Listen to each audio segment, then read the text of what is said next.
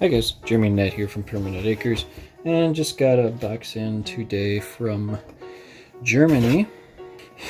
Let's see what it is. Alright.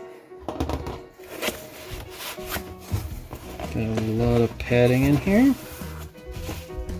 Bubble wrap, foam pad, and right here I have a little lever right there, two different style clamp card pieces, and what looks like a little PCB holder right there. So unroll this right here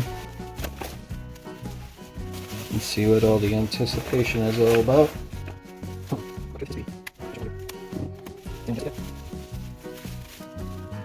This is the One Replicas SSLK.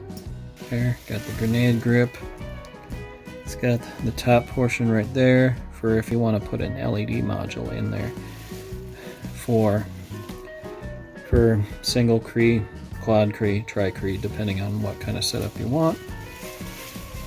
Then you notice it's already got card right there. It's got the momentaries already set in place on this. Pommel comes loose right there. It's got kind of a hidden venting on the pommel, and then you can see it's pretty wide open in there. Oops, sorry, but that's where I got the Jimmy's Junk chassis. Slides right in here. Stops right at that bottom point. Pommel fits right over. And screws down snug right over the chassis. Now, with the term SSLK, it is for super stunt. This line was originally designed for stunt lightsabers, but it became very popular with running tri-Cree and Neopixel, and with the One Replicas hilt right here, there are two set screws for this switch to teeter-totter on. So right underneath this are two switches. So if I will go in here, this, and loosen this up quick on both sides.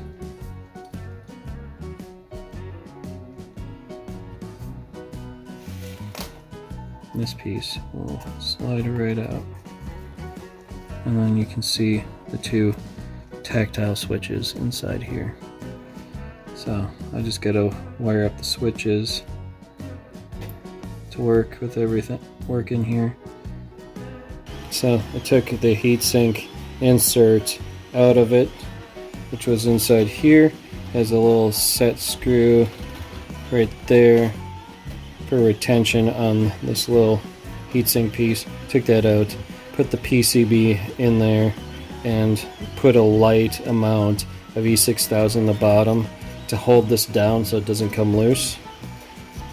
So in order to take this out, just basically apply some pressure from underneath and you can pop it loose. The PCB will most likely be the first to come loose out of the PCB holder, but from there you'd be able to pull the PCB holder out and replace the PCB if you had to.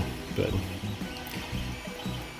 I'm pretty gentle with my PCBs. I set my blades in pretty gently, apply a good enough amount of pressure to make a connection with the pins, and then tighten down the set screw. So most of the damage to the pins on Neopixel pins come from people twisting their blades in place. One example I have is with this Ultimate Works hilt that I've been repairing, that got the blade that come with it right here. There's all these groove markings in. This is from twisting your blade in place. This damages the PCB and wears it out prematurely.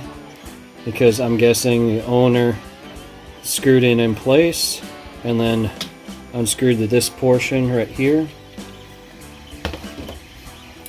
From what I've gathered, unscrewed this portion like this,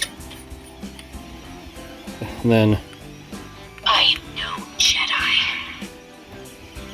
So from what I've seen, there's some bent pins on the original PCB before I replaced it.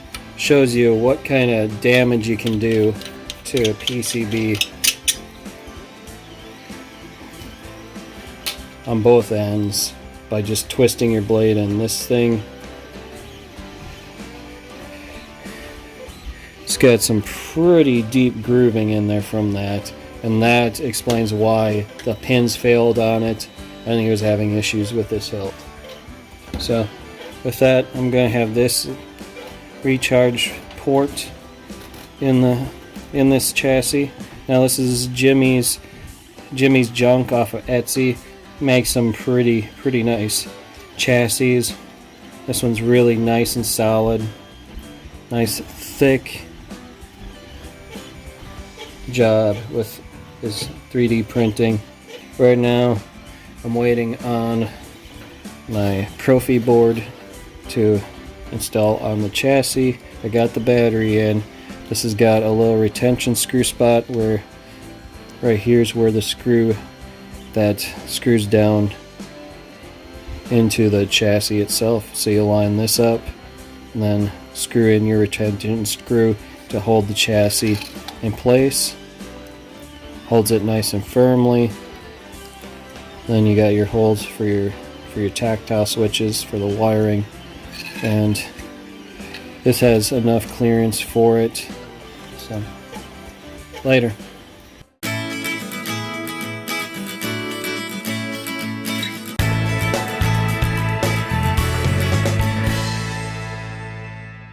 Thank you for watching this video. If you liked this video, then please press the like button. And if you like what you've been watching, please hit the subscribe button. To see our latest video, click on the link to the right.